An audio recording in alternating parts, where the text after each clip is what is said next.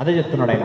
మీరు మొట్టమొదటిగా చేయవలసినదే ఏమిటంటే పరిశుద్ధుల సంఘముగా మీరు కట్టబడాలి అంటున్నాడు.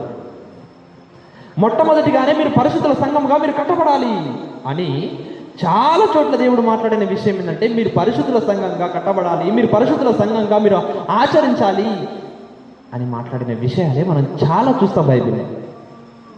అయితే ఈరోజు దేవుడు ఏదైతే పరిశుద్ధ సంఘముగా మీరు కూడుకోవాలనేటువంటి చెప్పినటువంటి విషయాన్ని విడిచిపెట్టి ఈరోజు సంఘముగా కట్టబడుతున్నాం, కానీ పరిశుద్ధత అన్నదే లేకుండా పోయింది. ఈరోజు ఒక సంఘంగా కూడుకోవాలి అన్న మాట వరకే మనం పరిమితం అయిపోయినాము. సంఘంగా కూడుకుంటున్నాం, వెళ్ళిపోతున్నాం, కానీ పరిశుద్ధ సంఘంగా మీరు మొట్టమొదటిగా కూడుకోవాలన్నాడు దేవుడు.